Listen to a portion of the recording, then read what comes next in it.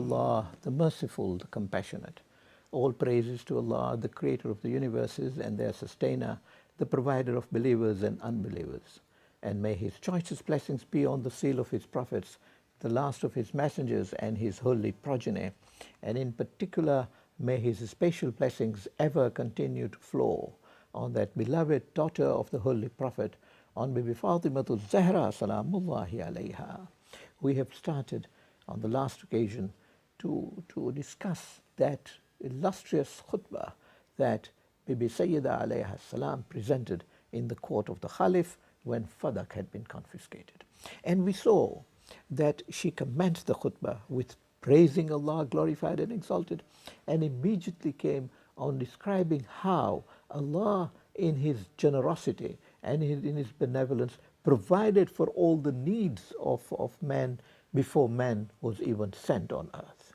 And the words that we already have examined were Alhamdulillahi ala ma an'am, all praises to Allah for all that He bestowed, walahu shukr ala ma alham, and all thanks are due to Him for the inspirations that He has given, وَالثَّنَاءُ بِمَا قَدَّمْ, and all praises for Him for what He provided in advance before man came.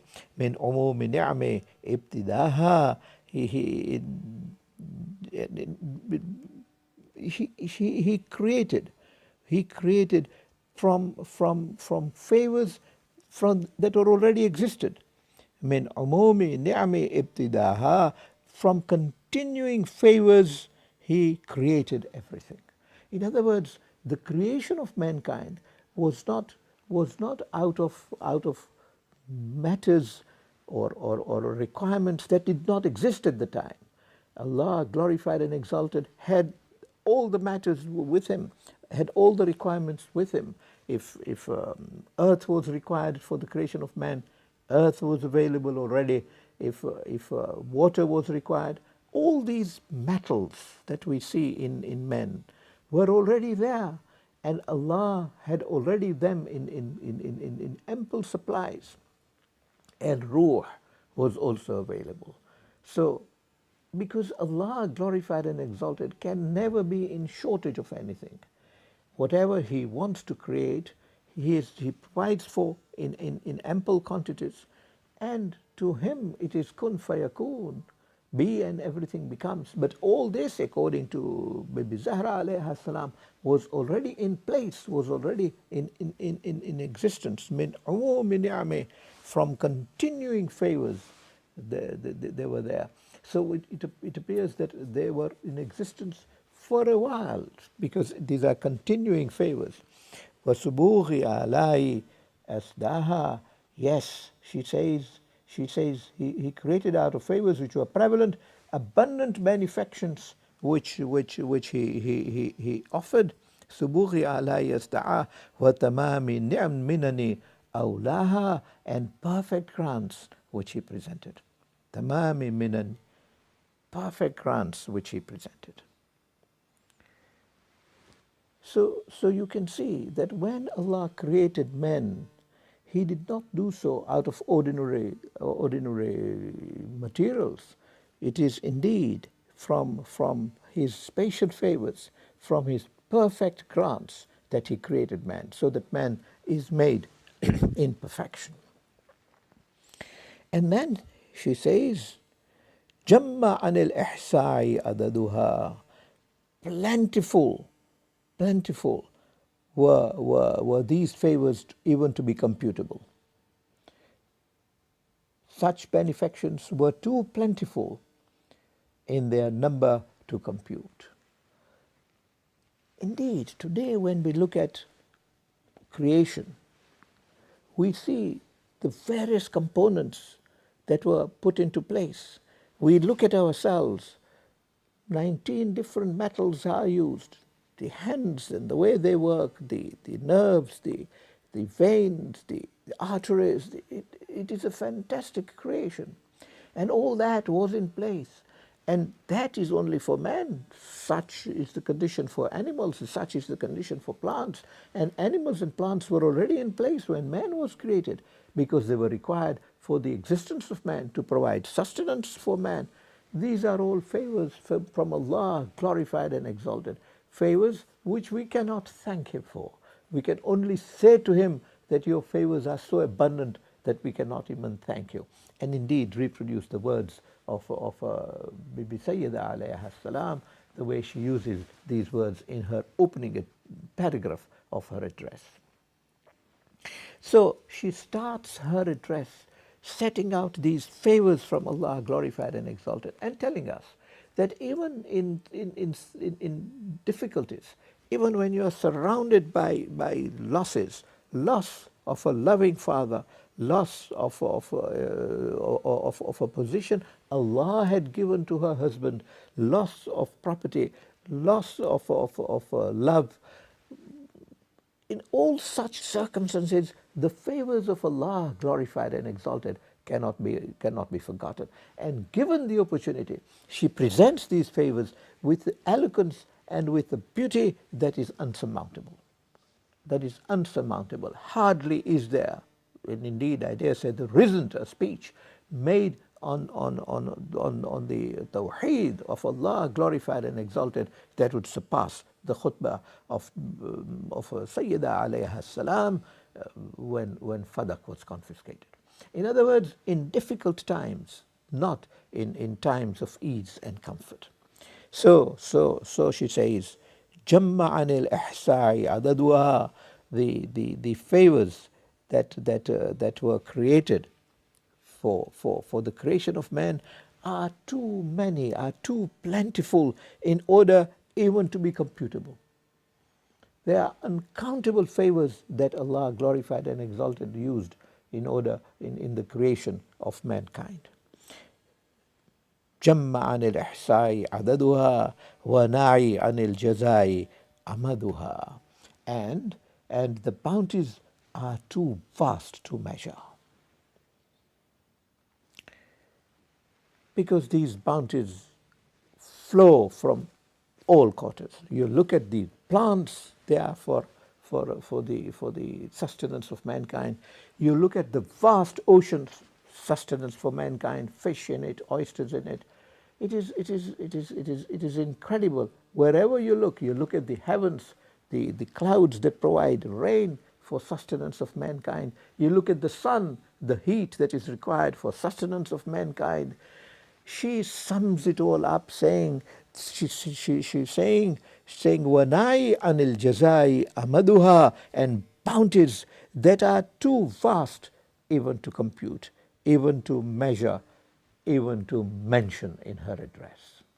She sums it all up in that beautiful way, so that nothing is left unmentioned, and yet all is mentioned in the limited space of time that she had at her disposal.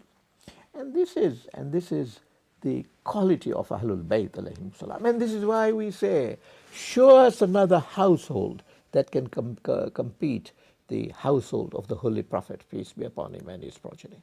And indeed, a dress made by a lady who was not used to coming out in the open and speaking to men in the open. And in this gathering, except for the ladies who were with her, it was a gathering of men. And she came out and made this fantastic speech, a speech that has till today remained a perfect, excellent teaching on the Tawheed of Allah, glorified and exalted.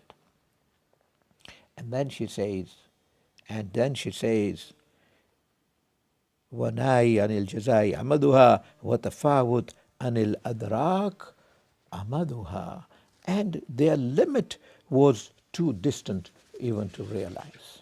Indeed, that is the state of creation. The stars that help us, the sun, the distance of the sun from the earth, and had to be at that distance in order that the earth is not burnt up with the heat of the sun, and the moon and the stars. All these, the distance are too vast even to be computable. The limit was too distant even to realize, according to the words that she used. And وَنَدَبَهُمْ لِسْتِدْرَادَتُهَا بِالشُّكْرِ لِإِدْصَالِهَا. And then she says, he recommended his creatures to gain more from divinity, to more of his Allah's benefaction by being grateful for their continuity. بِالشُّكْرِ لِإِدْصَالِهَا. She recommends to us to be grateful to Allah and to show that gratitude to Allah, so that we can continue to receive that grace from Allah, glorified and exalted. And indeed, we know this even from Quran. She is teaching us what Quran teaches us. لَإِن شَكَرْتُمْ وَإِن شَكَرْتُمْ لَأَزِيدَنَّكُمْ. And if you thank Allah for His bounties, He increases them. وَإِن كَفَرْتُمْ إِنَّ عَذَابِي لَشَدِيدٌ. And He says, but if you show ingratitude to me, then my punishment is severe. So the way to live in this world is to thank Allah, and this is only human. It's only natural to appreciate all these bounties that Allah, glorified and exalted, has given us. Bounties for which we cannot even thank Him. Bounties which, as the illustrious lady set out in the preceding sentence, that cannot even be recounted. But thanks are due to Him for all his bounties. And we discussed the words used by Sahib al-Asri wal-Zaman, Ajjal Allahu Farajahu, the 12th Imam alayhi salam, in Dua Iftitah, in the way he describes this situation. 18 hamd of Allah, glorified and exalted, that we discussed in his opening part of Dua Iftitah. It is fantastic the way in which Ahlul Bayt alayhimus salam praise Allah, glorified and exalted. For indeed, who knew Allah better than them? They were true and hence another proof that they were true representatives of Allah on earth, who not only described Him in His fullness, but gave us a true notion of Allah, glorified and exalted, as we will keep seeing even in this limited paragraph from Sayyidah alayha salam herself. This is the glory of Ahlul Bayt alayhimus salam. So she says that the recommendation is to thank Him, because if we thank Him, then His bounties increase and His favors are enhanced. So she teaches that and says that these benefactions were too plentiful to measure, and Allah has recommended to His creatures to gain more of His benefaction by being grateful for their continuity. Well, as I said, statements that are supported by ayats of Quran, and then she makes a fantastic statement. Needless to mention, because all these statements, each superseding the other, each more fantastic than the previous one that we considered. وَإِسْتَحْمَدَ إِلَى الْخَلَائِقِ بِأَجْزَالِهَا. And she says, he made himself praiseworthy by giving generously to his creatures. Wherever you turn, you see a bounty of Allah. So Allah has thereby made Himself praiseworthy. He became praiseworthy by all that He did. He did so because to create man, He needed to provide for man, and He provided for man in advance before man came on earth, so that he had all his necessities available to him. And in making all these provisions, He showed His bounty. He showed His consideration for Allah. Indeed, He made Himself praiseworthy, as she says, by giving generously to His creatures. And all this, and even the requirements that we need, are generously provided. If air is needed, It is there everywhere. There is no place where there is no air. So wherever we are, we can breathe. What a fantastic creation. And what a capacity of this illustrious lady to bring forth these matters in such forthright manner, in praising Allah, glorified and exalted. And it shows that when such a lady praises Allah so much, her aim in going to that court was not to get worldly benefit of fadak. Worldly benefit she never enjoyed out of fadak. The fruits of fadak always went to the poor, to the needy, and to those who needed that benefit from Allah. But she says, وَاسْتَحْمِدَ إِلَى الْخَلَائِقِ, Allah made himself praiseworthy to his creatures, بِأَجْزَالِهَا, by the generosity, by the ample provision that he made for his creatures. And indeed, wherever we turn, we see the bounty of Allah. We have discussed that in Dua Kumail.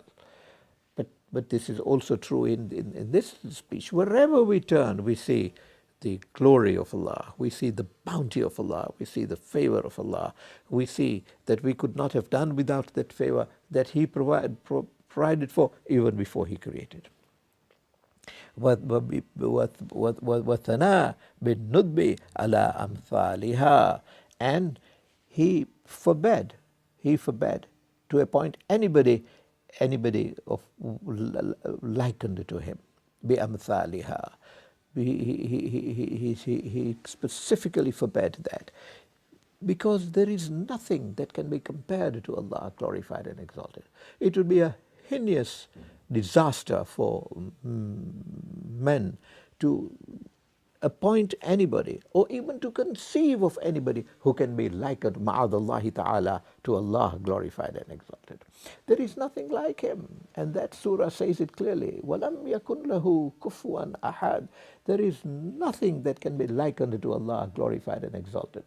It is a disaster to think of Allah having a leg, ma'adallahi ta'ala, which He would put in hell fire, because hell would say, I want more sustenance. It is inconceivable that man should be thinking like this, because Allah Ta'ala, glorified and exalted, has no limbs. If He had limbs, He would be limited. And He is omnipresent. He is everywhere. He is omniscient. He has all the knowledge of all the things that take place at all times. His being, if that is the word I use, is unimaginable. We cannot even sit to think what He is. وَلَمْ يَكُنْ لَهُ كُفُوًا أَحَدٌ. There isn't anything that can be likened unto Him. There isn't anything that can be made a partner to Him. And so we start off with that last ayah of Surah Bani Israel, in which Allah Ta'ala says, وَقُلِ الْحَمْدُ لِلَّهِ الَّذِي لَمْ يَتَّخِذْ صَاحِبَةً وَلَا وَلَدًا وَلَمْ يَكُنْ لَهُ شَرِيكٌ فِي الْمُلْكِ وَلَمْ يَكُنْ لَهُ وَلِيٌّ مِّنَ الظُّلْمِ وَكَبِّرْهُ تَكْبِيرًا. That ayah of Quran. He has not taken any person to be a wife or a son. لَمْ يَتَّخِذْ وَلَدًا وَلَمْ يَكُنْ لَهُ شَرِيكٌ فِي الْمُلْكِ. And in His sovereignty, He has no partner at all. He has no ministers. He has no partner. He engages in these affairs Himself and alone, and is capable of looking after all this. And is not only capable of looking after men, as we know, in one city, but 6 billion of them at one time throughout the world. And He in His glory spread them out. He need not have spread them out, but He spread them out throughout the world, so that the world is populated, and so that there is His worship throughout the world. If men that existed in all these continents were to worship Allah as Allah needs to be worshipped, the reality, the true substance of Allah, the true meaning of creation would be satisfied. But alas, man has not been grateful to Allah, glorified and exalted. This khutbah that we are discussing was a result of that state of affairs also. So she says that it is important that man does not appoint any person to liken Allah glorified and exalted. Indeed, inna shirka la dhulmun azim, Allah says. To associate him with anything is a dhulm on him, is an injustice on him, is an oppression on Allah glorified and exalted. And azim is a heavy oppression, is a tremendous oppression on Allah glorified and exalted. So it is so important that the Tawheed of Allah be kept sublime and supreme. And this illustrious lady does not lose sight of that in all the difficulties that was surrounding her. She makes a specific point to mention this matter, and immediately after mentioning this point, she mentions the kalima of Tawheed. She says, "Wa ashhadu an la ilaha illallah." Having said that Allah has forbidden us to give him to make any appointment to give likeness to him, because there is nothing that can give likeness to him.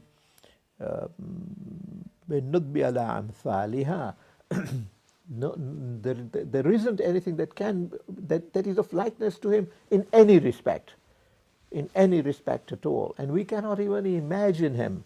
We cannot even sit to conceive what Allah glorified and exalted is. He is Allah, the Creator, the Sublime. And having made that point, she comes to the kalima itself and says, "Wa ashhadu," and I bear witness. It should need to, but she does this in the illustriousness of Allah glorified and exalted. "Wa ashhadu an la ilaha illallah wahdahu la sharika lah." And I bear witness that there is no God except Allah. So you can see the supreme sincerity with which this public declaration is made of her faith. Not that anybody did not know of it, but repetition of it is necessary, and hence it is recommended to us that we too every day say La ilaha illallah. And Allah has been so gracious that He has provided for us in Salah also, in the Salam. Well, both in the second rak'ah and in the fourth rak'ah, we say Ashhadu an la ilaha illallah. That proclamation of the unity of Allah is constantly repeated, because you cannot over repeat it. You cannot overemphasize that importance of Tawheed. So she does publicly. She says, "Wa ashhadu," and I bear witness that there is no God except Allah. Wahdahu, He is alone. He is the only Allah. He has no partner. He has no sharik. And this is important, because the shirk that we are talking about takes various forms. It is not only having a physical partner, but us making money, worship of money, for example, worship of power, worship of position. And these were the matters that were an issue even in the sitting which Sayyida alayha salam was addressing. Well, all those become matters of shirk with Allah glorified and exalted, and all are matters that need to be avoided. She says, "Wahdahu la sharika lah." La sharika lah, He has no partner at all, no partner that is physical, no partner that is conceptual, no partner that is to be attained by worldly favors or for worldly grace. May Allah give us the tawfiq to understand and appreciate this fantastic khutbah of Sayyida Zahra alayha salam, and may Allah multiply His favors on her, and may Allah make us sincere followers of Ahlul Bayt alayhi salam.